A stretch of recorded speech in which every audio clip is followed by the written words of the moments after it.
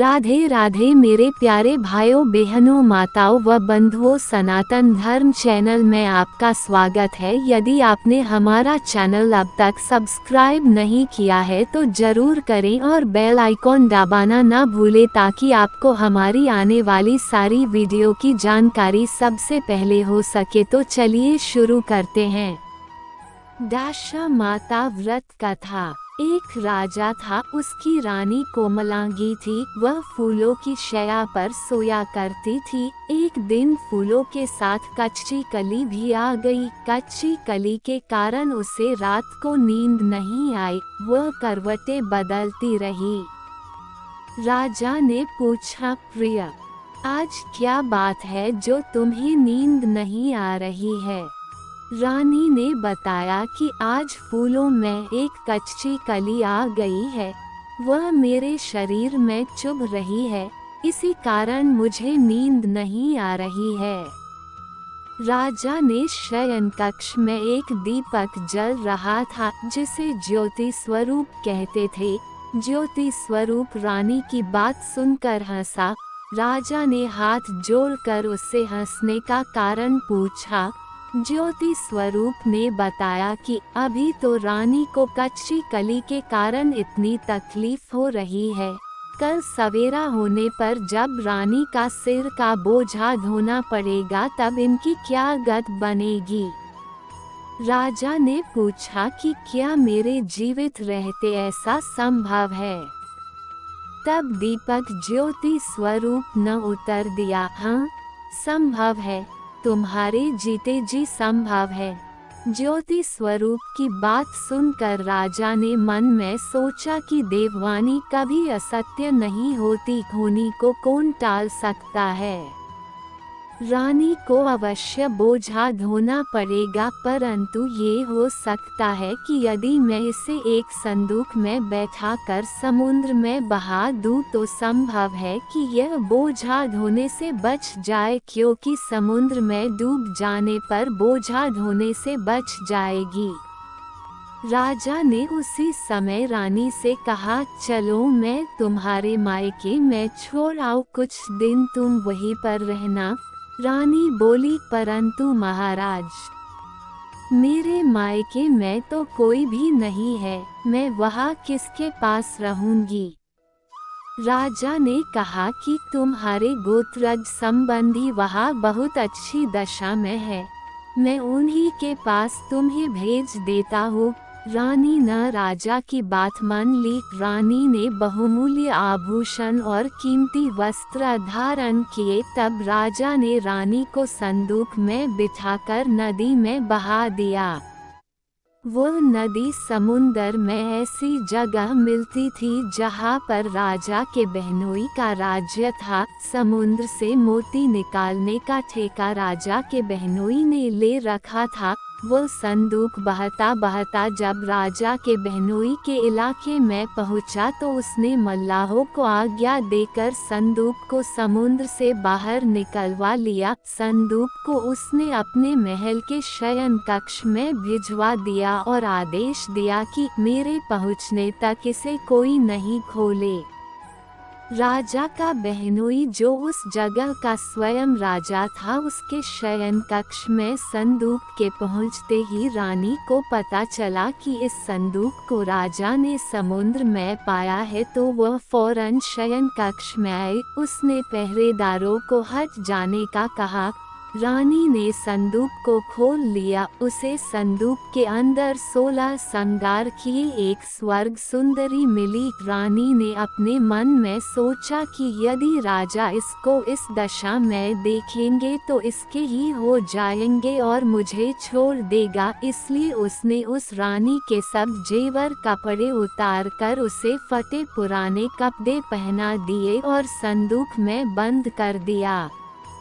राजा जब बाहर से महल में आए तो उसने रानी को अपने शयन कक्ष में बुलाया और रानी से पूछा कि क्या तुमने देखा है कि इस संदूक में क्या है?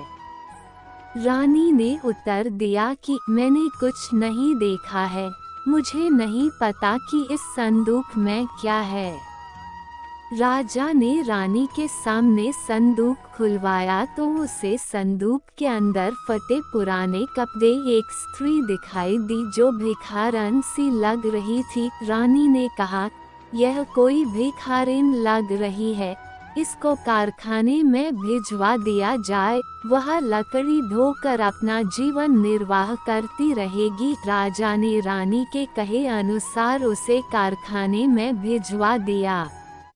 एक दिन रानी की सहेलियां नदी में स्नान करके दशामाता का डोरा ले रही थी। उनके पास एक डोरा रह गया था। वे ये सोच रही थी कि इस डोरे को किसे दिया जाए कि उसी समय लकड़ी ढोने वाली रानी वहां आ गई। उन्होंने उसे रोककर पूछा, बहन, हमारे साथ दशामाता का एक डोरा ले लो। रानी ने कहा कि मुझे डोरा लेने में कोई हर्ज नहीं है, परंतु मुझे तो खाने भर को नहीं दिया मिलता, मैं इस डोरे की पूजा कैसे करूंगी। वे बोली कि तुम इस बात की चिंता मत करो, हम हर रोज इस जगह स्नान करने आया करेगी। 9 दिन तक हम यहाँ पर कथा कहेंगी, तुम भी रोज आकर कथा में शामिल हो जाया करना। 10वें दिन पूजा होगी, तब तक दशामाता चाहेंगी तो तुम्हारी दशा बदल जाएगी। रानी ने दशामाता का ध्यान कर डोरा ले लिया। उसी दिन रानी के पति राजा को यह चिंता हुई कि रानी को संदूक में बंद करके बहा तो दिया था, परंतु पता नहीं उसका क्या हाल होगा।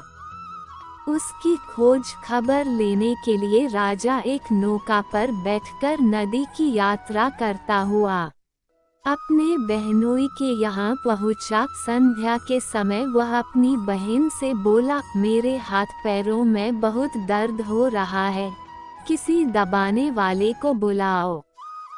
तब उसकी बहन ने लकड़ी ढोने वाली भिखारिन को बुलाकर लाने की आज्ञा दी। उसे कहा, आज रात तुम मेरे भाई के पैर दबा दो। वह बड़े संकोच में पड़ गई। अपने मन में सोचने, आज तक मैंने किसी पुरुष को छुआ तक नहीं है। रानी अपने भाई के पैर दबाने के लिए उस पर जोर डाल रही थी, इसलिए लाचार होकर उसने हाँ कर दी। राजा के पैर दबाते दबाते रानी को उसके पाँव में पद्म दिखाई पड़ा। रानी चुपचाप रोने लगी। उसके आंसू राजा के पैरों पर टपक पड़ा। राजा ने उससे पूछा, तुम क्यों रो रही हो? तुम अपना भेद मुझे बताओ, मेरे द्वारा तुमको कोई हानि नहीं होगी। रानी बोली कि जैसा पद्म आपके पैर में है वैसा ही पद्म मेरे पति के पैर में भी था। पहले के दिनों की याद आ जाने पर मुझे रोना आ गया। राजा ने उसे पहचान लिया। राजा बोला, मैं समझ गया, अब तुम्हें पैर दबाने की जरूरत नहीं है। तुम्हारे भाग्य में जो लिखा था वो तुम्हें भोगना ही पड़ा। मैंने उसे टालने के लिए जो उपाय किया था उसका नतीजा उल्टा ही निकला। तुम्हें मेरे जीते जी लकड़ियाँ ढोनी पड़ी।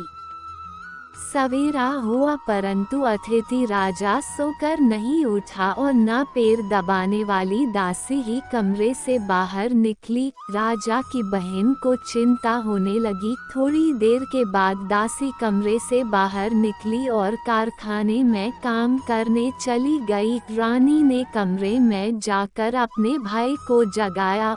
उसका भाई बोला, मेरी तबीयत ठीक नहीं है, मेरा सिर दर्द कर रहा है, मैं अभी आराम करना चाहता हूँ, मेरा मन भी बहुत व्याकुल हो रहा है। रानी ने पूछा कि आखिर बात क्या है, कुछ तो बताओ। राजा ने कहा, बड़ी शर्म की बात है, मैंने तुम्हारी भाभी को जानबूझकर संदूक में बैठाकर तुम्हारे पास इसलिए भेजा था कि इसे यहाँ आराम से रखा जाएगा, परंतु उसे तो यहाँ लकड़ियाँ ढोनी पड़ रही है। उसके तुमने सारे गहने कपड़े उतार कर उसे रास्ते की भिखारन बना दिया। उसकी बहन बोली, मैंने उसे नहीं पहचाना। उसने दासियों को भेजकर उसे चुपचाप अपने पास बुलाया। उसके आने पर बहन ने अपनी भाभी से काफी मांगी और उसके पैर पकड़ लिए। कुछ दिनों तक राजा अपने बहनोई बहन के रहकर रानी को साथ लेकर राजधानी में लौट आया। रानी ने अपने महल में पहुंचकर सुहागिनों को न्योता भेजा। बड़ी धूमधाम से दशामाता के दौरे की पूजा की और नगर में ढिंढोरा पिटवाया गया कि आज से अमीर गरीब सब दशामाता का दौरा लिया करे और श्रद्धा पूर्वक पूजा किया करे। जिसके पास पूजन पारण के लिए धन की कमी हो तो वह महल से ले जाया करे। जिस प्रकार रानी के दिन दशामाता ने फेरे, वैसे ही वह सबकी दशा को ठीक करे। आपको हमारी वीडियो पसंद आती है तो वीडियो को लाइक और शेयर जरूर करें और कमेंट में राधे राधे लिखना ना भूलें।